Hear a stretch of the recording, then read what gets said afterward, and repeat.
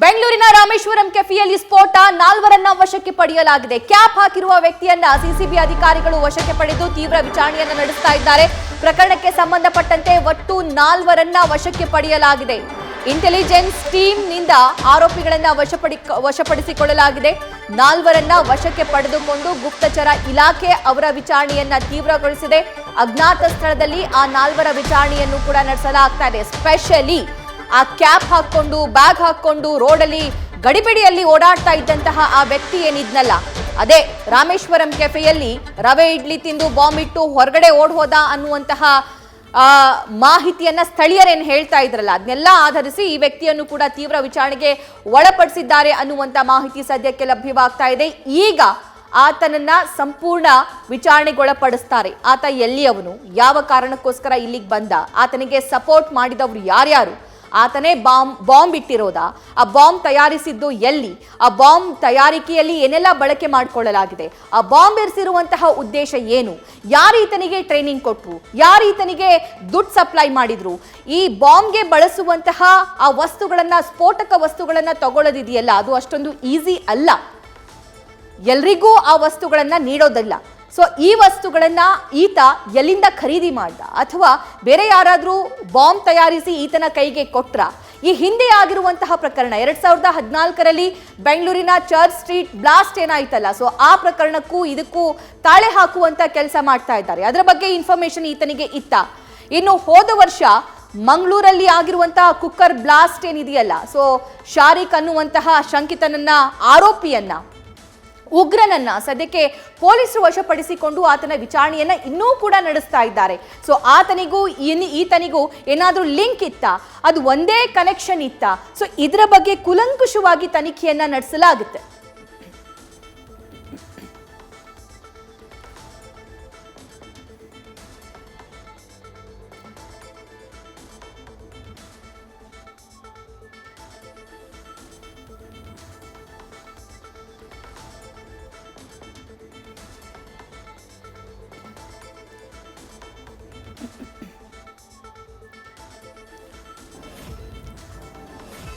ಇನ್ನು news first ತಂಡ ಸತತವಾಗಿ ಲೈವ್ ಕವರೇಜ್ ನಲ್ಲಿದೆ.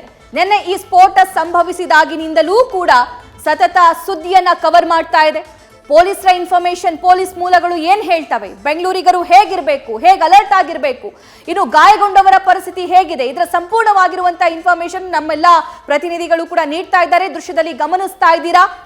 ಸ್ಪಾಟ್ ಇಂದ ರಾಮೇಶ್ವರಂ ಕೆಫೆ ಭಾಗದಿಂದ ನಮ್ಮ ಪ್ರತಿನಿಧಿ ಸಂದೇಶ್ ಇದ್ದಾರೆ. ಅದೇ ರೀತಿಯಾಗಿ ಹಾಸ್ಪಿಟಲ್ ಭಾಗದಿಂದ ನಮ್ಮ ಪ್ರತಿನಿಧಿ ಅಂಕಿತಾ ಇದ್ದಾರೆ. ಇನ್ನು ರಾಮೇಶ್ವರಂ ಕೆಫೆ ಮುಂಭಾಗದಿಂದಲೇ ನಮ್ಮ ಪ್ರತಿನಿಧಿ ಚಂದ್ರಶೇಖರ್ ಇದ್ದಾರೆ. ಸೊ ಮತ್ತೊಂದು ಹಾಸ್ಪಿಟಲ್ ಮುಂಭಾಗದಿಂದ ನಮ್ಮ ಪ್ರತಿನಿಧಿ ಪ್ರಜ್ವಲ್ ಇದ್ದಾರೆ. ಸೊ ನಿಮ್ 4 ಜನರಿಗೂ ವೆಲ್ಕಮ್. ಮೊದಲಿಗೆ ಸಂದೇಶ್, ನಾನು ನಿಮ್ಮನ್ನ ಮಾತನಾಡಿಸ್ತೀನಿ.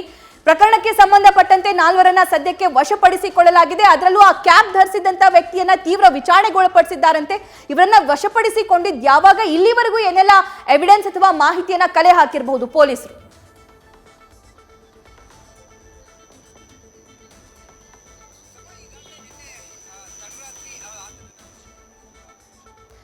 ರೈಟ್ ಸಂದೇಶ್, ಮತ್ತೆ ನಿಮ್ಮನ್ನ ಮಾತನಾಡಿಸ್ತೀನಿ. ದೃಶ್ಯದಲ್ಲಿ ಗಮನಿಸ್ತಾ ಇದ್ದೀರಾ, ನಮ್ಮ ಎಲ್ಲಾ ಕೊಲೀಗ್ಸ್ ಬೇರೆ ಬೇರೆ ಭಾಗದಿಂದ ಲೈವ್ ಡೀಟೇಲ್ಸ್ ನೀಡೋದಕ್ಕೂ ಕೂಡ ರೆಡಿ ಆಗಿದ್ದಾರೆ.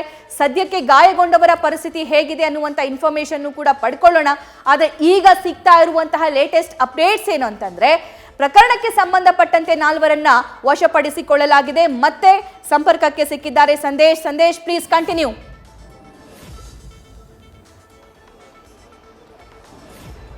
ಸಭಾ ಈಗಾಗಲೇ 4ರನ್ನ ನಿನ್ನೆ ತಡರಾತ್ರಿ ವಶಕ್ಕೆ ಪಡೆದುಕೊಂಡಿದ್ದಾರೆ ಅನ್ನೋ ಮಾಹಿತಿಗಳು ಲಭ್ಯವಾಗ್ತಾ ಇದೆ. ರಾಮೇಶ್ವರಂ ಕೆಫೆಯ ಅಷ್ಟು ಸಿಸಿಟಿವಿಗಳನ್ನ ವೆರಿಫೈ ಮಾಡಿದ ಬಳಿಕ ಆರೋಪಿಯನ್ನ ಐಡೆಂಟಿಫೈ ಮಾಡ್ತಾರೆ. ಅಂದ್ರೆ ಯಾರು ಆ ಬ್ಯಾಗ್ ಅನ್ನ, ಕಪ್ಪು ಬಣ್ಣದ ಬ್ಯಾಗ್ ಅನ್ನ ತಂದಿದ್ದ ಅನ್ನೋದಕ್ಕೆ ಸಂಬಂಧಪಟ್ಟಂತೆ ಆತ ಎಷ್ಟು ಗಂಟೆಗೆ ಬಂದಿದ್ದ ಅನ್ನೋದರ ಮಾಹಿತಿಯನ್ನ ಕೂಡ ಕಲೆ ಹಾಕ್ತಾರೆ. 11:15ರಿಂದ 12:10ರವರೆಗೆ ರಾಮೇಶ್ವರಂ ಕೆಫೆಯ ಒಳಭಾಗದಲ್ಲಿರ್ತಾನೆ. ಅದಾದ ನಂತರ ಆತ ರಾಮೇಶ್ವರಂ ಕೆಫೆಯಿಂದ ನೇರವಾಗಿ ನಡೆದುಕೊಂಡು ಹೋಗ್ತಾನೆ. ಈ ಎಲ್ಲಾ ದೃಶ್ಯಾವಳಿಗಳ ಆಧಾರದ ಆಧಾರದ ಮೇಲೆ ಆರೋಪಿಯನ್ನ ಅಥವಾ ಯಾರು ಆ ಕ್ಯಾಪ್ ಅನ್ನ ಧರಿಸಿ ಬಂದಿದ್ದ ಆ ವ್ಯಕ್ತಿಯನ್ನ ಐಡೆಂಟಿಫೈ ಮಾಡುವಂತ ಕೆಲಸವನ್ನ ಮಾಡ್ತಾರೆ.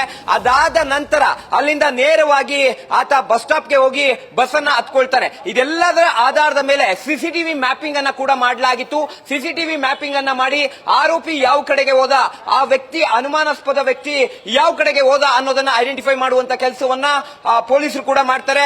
ಅದಾದ ಬಳಿಕ ಸಿಸಿಟಿವಿ ಮ್ಯಾಪಿಂಗ್ ಅನ್ನ ಮಾಡುವಂತ ಹಂತದಲ್ಲೇ ರೈಲ್ವೆ ನಿಲ್ದಾಣದಲ್ಲೂ ಕೂಡ ಈಗಾಗಲೇ ಹುಡುಕಾಟವನ್ನು ನಡೆಸುವಂತ ಕೆಲಸವನ್ನ ಪೊಲೀಸರು ಮಾಡ್ತಾರೆ.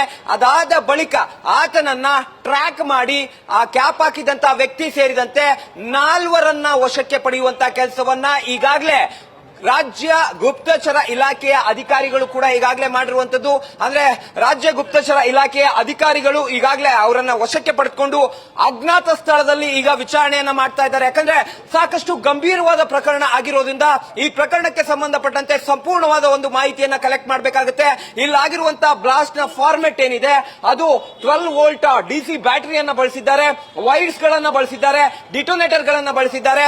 ಪ್ರೆಷರ್ ಹೆಚ್ಚಾಗಿ ಆ ಡಿಟೋನೇಟರ್ ನ ಮುಖಾಂತರವಾಗಿ ಬ್ಲಾಸ್ಟ್ ಆಗಿರೋದ್ರಿಂದ ಒಳಗಡೆ ನಟ್ಟು ಬೋಲ್ಟ್ಗಳು ಹಾಗೆ ಗಾಜಿನ ಒಂದು ಚೂರುಗಳನ್ನ ಕೂಡ ಹಾಕಿದ್ದಾರೆ. ಅಂದ್ರೆ 2014ರ ಚರ್ಚ್ ಸ್ಟ್ರೀಟ್ ಬ್ಲಾಸ್ಟ್ ಏನಿದೆ ಅದೇ ಮಾದರಿಯಲ್ಲಿ ಸೇಮ್ ಟು ಸೇಮ್ ಈ ಒಂದು ಬಾಂಬ್ ಅನ್ನ ಕೂಡ ತಯಾರಿಕೆ ಮಾಡಿರೋದ್ರಿಂದ ಆ 4 ಕೂಡ ಈಗಾಗಲೇ ವಿಚಾರಣೆಗೊಳಪಡಿಸಲಾಗಿದೆ. ಆ 4ರಲ್ಲಿ ಎಲ್ಲರೂ ಕೂಡ ಆರೋಪಿಗಳಿದ್ರೂ ಇರಬಹುದು ಅಥವಾ ಇಲ್ದೇನೂ ಇರಬಹುದು. ಆದರೆ ಆ ಬಾಂಬ್ ಅನ್ನ ತಂದಿಟ್ಟಂತ ವ್ಯಕ್ತಿಯಿಂದ ಮಾಹಿತಿಯನ್ನ ಕಲೆ ಹಾಕ್ತಾ ಇದ್ದಾರೆ. ಯಾವ ಕಾರಣಕ್ಕಾಗಿ ಅಂದ್ರೆ ಆತನ ಇಂಟೆನ್ಷನ್ ಬಹಳ ಮುಖ್ಯವಾಗುತ್ತೆ. ಆತನ ಇಂಟೆನ್ಷನ್ ಆಧಾರದ ಮೇಲೆ ಆತ ಯಾವ ಕಾರಣಕ್ಕಾಗಿ ಮಾಡ್ದ ಅಂತ ಗೊತ್ತಾದ ಬಳಿಕ ಆತ ಉಗ್ರ ಸಂಘಟನೆಗೆ ಸೇರಿದ್ದಾನ ಇಲ್ವಾ ಅನ್ನೋದು ಕೂಡ ಗೊತ್ತಾಗುತ್ತೆ. ಯಾಕಂದ್ರೆ ಬೇಸಿಕ್ ಮಾಹಿತಿ ಪ್ರಕಾರವಾಗಿ ಐಡಿ ಬಾಂಬ್ ನ ಮುಖಾಂತರವಾಗಿ ಈ ಒಂದು ಕೃತ್ಯವನ್ನ ಎಸಗಿದ್ದಾರೆ. ಯಾಕಂದ್ರೆ ಡಿಟೋನೇಟರ್ ಅನ್ನ ಹಾಕಿ 1 ಗಂಟೆಯ ಬಳಿಕ ಆ ಬಾಂಬ್ ಬ್ಲಾಸ್ಟ್ ಆಗಿದೆ ಅಂದ್ರೆ ನಿಜಕ್ಕೂ ಕೂಡ ಟೈಮರ್ ಅನ್ನ ಸೆಟ್ ಮಾಡಬೇಕಾಗುತ್ತೆ. ಈ ಟೈಮರ್ ಅನ್ನ ಸೆಟ್ ಮಾಡಿ ಸರ್ಕ್ಯೂಟ್ ನ ಮುಖಾಂತರವಾಗಿ ಯಾವ ಬಾಂಬ್ ಗಳನ್ನ ಬ್ಲಾಸ್ಟ್ ಮಾಡ್ತಾರೆ ಅವೆಲ್ಲವೂ ಕೂಡ ಐಸಿಸ್ ಉಗ್ರ ಸಂಘಟನೆಯ ಒಂದು ಫಾರ್ಮೆಟ್ ಆಗಿರುತ್ತೆ.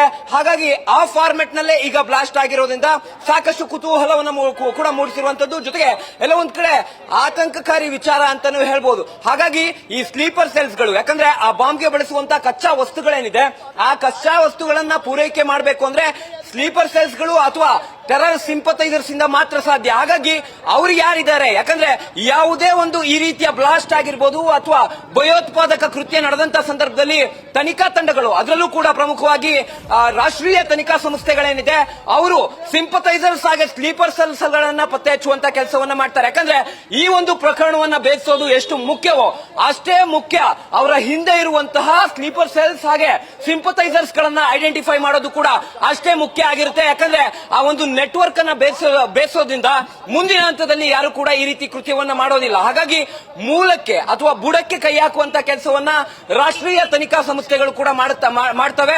ಅದೇ ರೀತಿಯಲ್ಲಿ ಈಗ ಸಿಕ್ಕಿರುವಂತ ವ್ಯಕ್ತಿಗಳೇನಿದ್ದಾರೆ ಅವರನ್ನ ಈಗಾಗಲೇ ಏನು ವಶಕ್ಕೆ ಪಡೆದುಕೊಂಡು ವಿಚಾರಣೆ ಮಾಡ್ತಾ ಇದ್ದಾರೆ. ವಿಚಾರಣೆ ಸಂದರ್ಭದಲ್ಲಿ ಯಾವ ಕಾರಣಕ್ಕಾಗಿ ಅಂದ್ರೆ ಇಂಟೆನ್ಷನ್ ಅನ್ನ ಮೊದಲಿಗೆ ಕೇಳಿದ್ರೆ, ಅದಾದ ಬಳಿಕ ಬಾಂಬ್ ಹೇಗೆ ತಯಾರಿಕೆ ಮಾಡಿದ್ರಿ, ನೀವು ಎಲ್ಲಿ ಟ್ರೈನ್ ಅಪ್ ಆಗಿದ್ರಿ, ಜೊತೆಗೆ ಬಾಂಬ್ ಬ್ಲಾಸ್ಟ್ ಮಾಡೋದಕ್ಕೆ ಅಥವಾ ಬಾಂಬ್ ತಯಾರಿಕೆಗೆ ಬೇಕಾಗುವಂತ ಕಚ್ಚಾ ವಸ್ತುಗಳು ನಿಮ್ಗೆ ಯಾರು ಪೂರೈಕೆ ಮಾಡಿದ್ರು, ಅಥವಾ ನಿಮ್ ಹಿಂದೆ ಯಾವ್ದಾದ್ರು ಉಗ್ರ ಸಂಘಟನೆ ಇದೆಯಾ, ಅಥವಾ ಉಗ್ರ ಸಂಘಟನೆಯ ಯಾರಾದ್ರೂ ಸದಸ್ಯರಿದ್ದಾರಾ, ಅಥವಾ ಯಾವ ಉಗ್ರ ಸಂಘಟನೆಗೆ ಸೇರಿದ್ದು, ಜೊತೆಗೆ ನಿಮ್ಗೆ ಟೆರರ್ ಸಿಂಪಥೈಸರ್ಸ್ ಅಥವಾ ಸ್ಲೀಪರ್ ಸೆಲ್ಸ್ ಯಾರು ನಿಮ್ಗೆ ಸಪೋರ್ಟ್ ಮಾಡಿದ್ರು ಅನ್ನೋದಕ್ಕೆ ಸಂಬಂಧಪಟ್ಟಂತೆ, ಅಥವಾ ಇವರಿಗೆ ಬ್ಯಾಕಪ್ಗೆ ಯಾರಿದ್ರು ಅನ್ನೋದಕ್ಕೆ ಸಂಬಂಧಪಟ್ಟಂತೆ ಮಾಹಿತಿಯನ್ನ ಕಲೆ ಹಾಕ್ತಾರೆ. ಜೊತೆಗೆ ಅವರಿಗೆ ಕಡಿವಾಣ ಹಾಕುವಂತ ಕೆಲಸವನ್ನ ಅಥವಾ ಅವರನ್ನ ವಶಕ್ಕೆ ಪಡೆಯುವಂತ ಕೆಲಸವನ್ನ ಮಾಡಬೇಕಾಗುತ್ತೆ. ಆ ನಿಟ್ಟಿನಲ್ಲಿ ಈಗಾಗಲೇ ರಾಜ್ಯ ಗುಪ್ತಚರ ಇಲಾಖೆ ಅಧಿಕಾರಿಗಳು ಆ 4 ಕೂಡ ಈಗಾಗಲೇ ವಿಚಾರಣೆಯನ್ನ ಮಾಡಿ ಮಾಹಿತಿಯನ್ನ ಕಲೆ ಹಾಕುವಂತ ಕೆಲಸವನ್ನ ಮಾಡ್ತಾ ಇದ್ದಾರೆ. ಸಭಾ ನ್ಯೂಸ್ ಫಸ್ಟ್ ನಿರ್ಭೀತಿಯಿಂದ ನಿಮ್ಮ ಪರವಾಗಿ.